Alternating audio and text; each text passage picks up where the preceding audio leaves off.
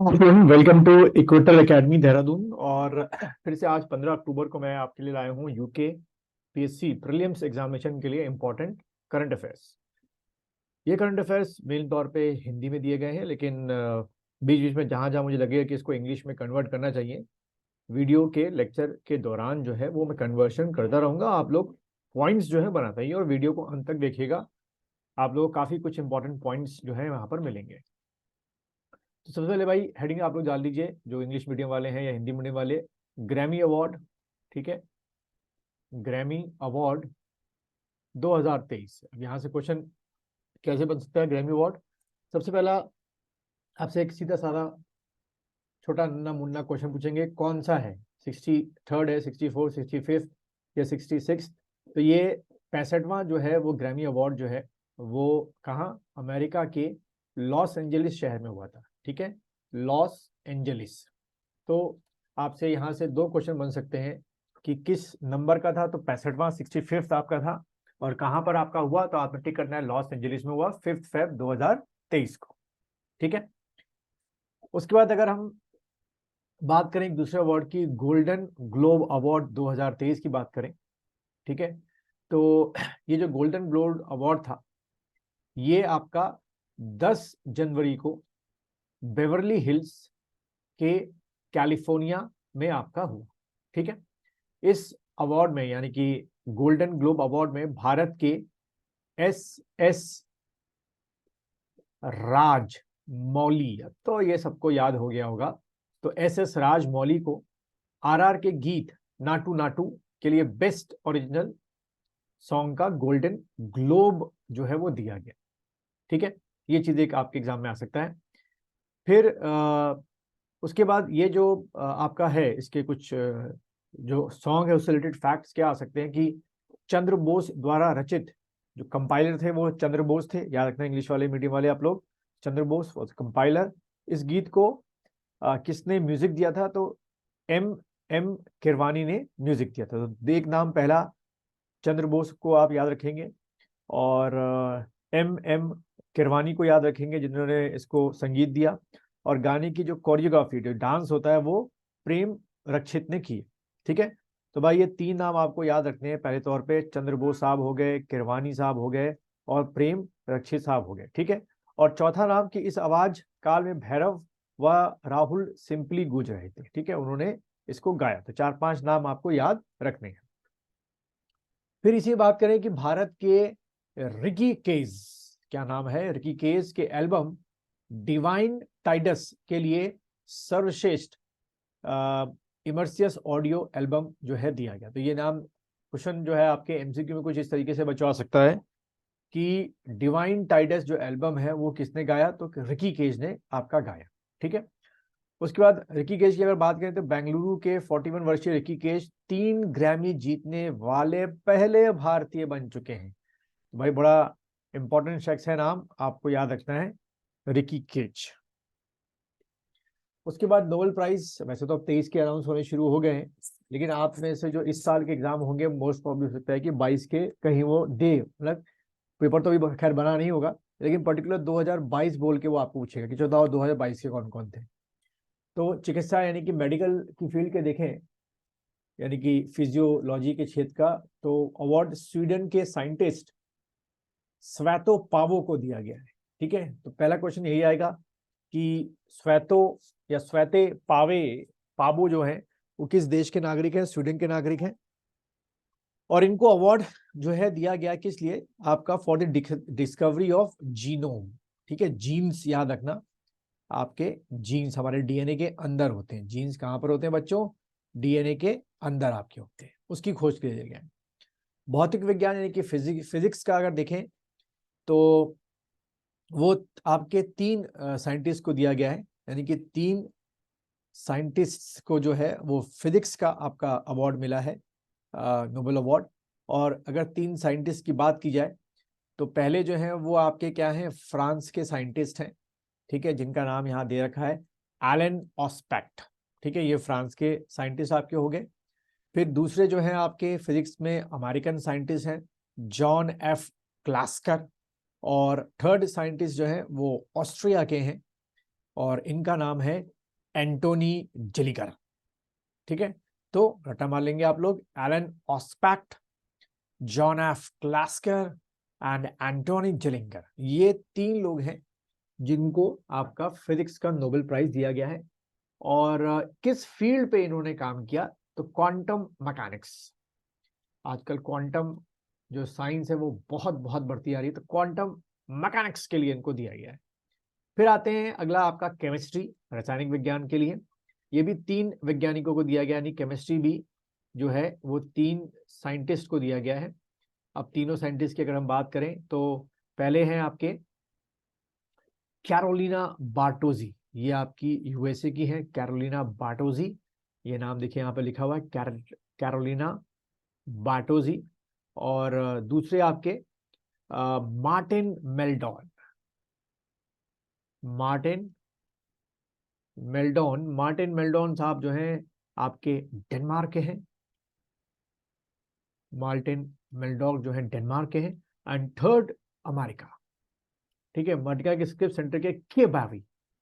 ठीक है, अमेरिका के कौन, के बैरी शार्पलेस को दिया गया ये पुरस्कार क्लिक केमिस्ट्री तथा बायो ऑर्थोगोनल केमिस्ट्री के लिए दिया गया है। पूछ सकते हैं सब्जेक्ट कि इन तीनों ने किस फील्ड पे काम किया केमिस्ट्री में, तो किसके लिए काम किया students, click chemistry and bio orthogonal chemistry.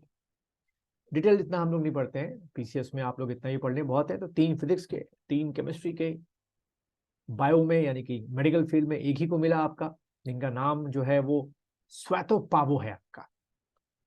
Then literature की अगर हम लोग बात करें, साहित्य, तो फ्रेंच आपके जो लेखक हैं एनी एर्नक्स को दिया गया है। ठीक है, 82 वर्षीय एनी एर्नक्स को ये पुरस्कार उनके साहस और पूरी तरह से भाव से बहे बिना अपनी यादों के जरिए खुद के निजी अतीत में झांककर अपनी मलिनता और मजबूरी के खुलासे के लिए दिया गया है।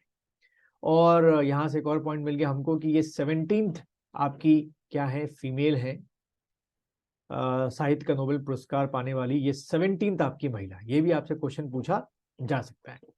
फिर आते हैं शांति, पीस, शांति के क्षेत्र में, तो ये दिया गया है आपकी बेलारूस के जेल में बंद एलेस बियालियास्की को।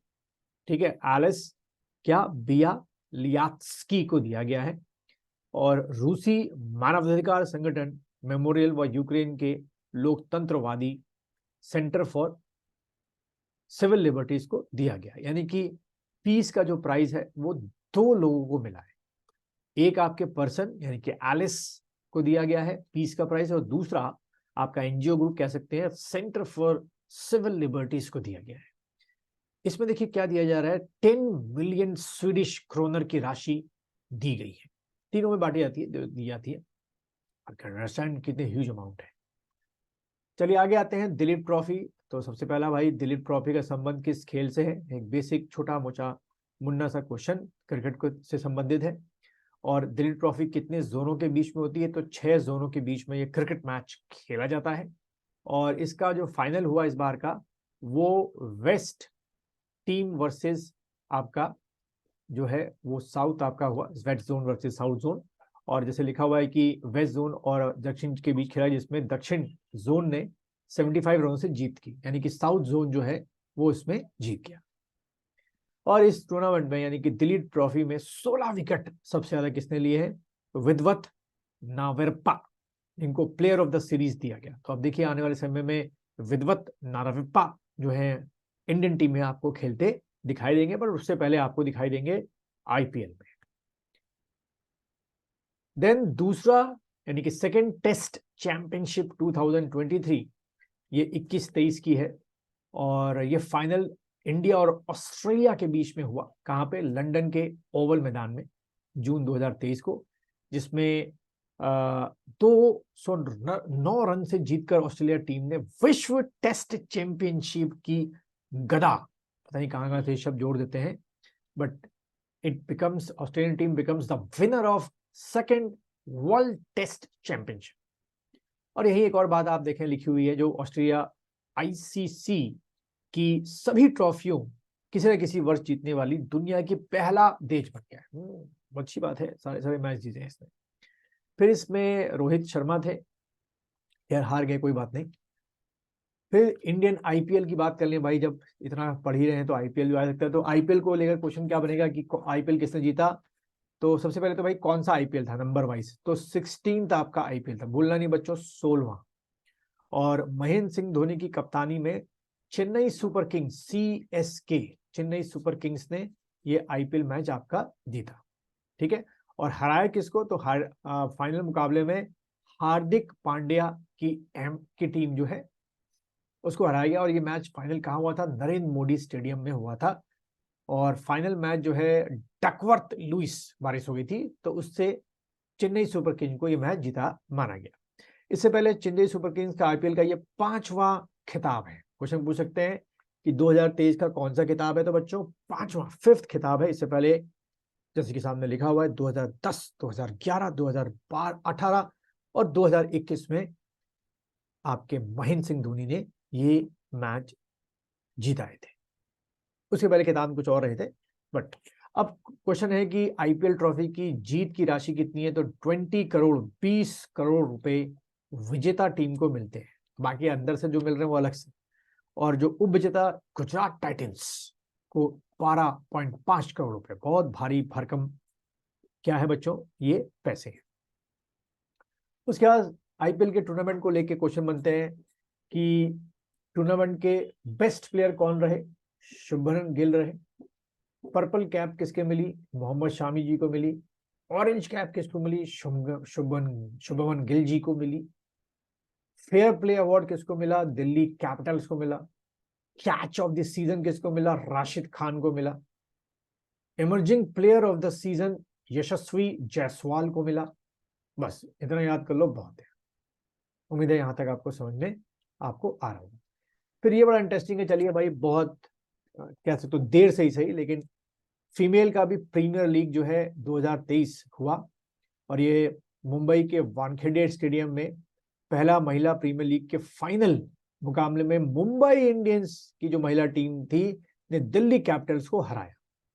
और मुंबई टीम्स की कप्तान की बात की जाए तो हरमनप्रीत कौर जो है इसकी कप्तान है। विजेता टीम को 6 करोड़ रुपए दिया गया। देखिए कितनी अनइक्वालिटी है। कहाँ आईपीएल टीम में जीतने वाली टीम यानी कि चेन्नई को 20 करोड़ की राशि दी गई, और कहाँ यहाँ आपकी 6 करोड़ की राशि दी गई। तो यानी कि लगभग लगभग 3.5 गुना ज्यादा जो राशि है, 1/3 कर लेते हैं, 3.5 गुना राशि जो है वो ज्यादा मिली। गलत बात है, इतनी अनइक्वालिटी नहीं होनी चाहिए। यहाँ भी 15-16 करोड़ या 20 करोड़ तो होना ही चाहिए। तो अब तक अगर आप इस लेक्चर तक बंधे हुए हैं तो आप सीरियस अपनी पढ़ाई के लिए, इस एग्जाम के लिए और अपने सिलेक्शन के लिए।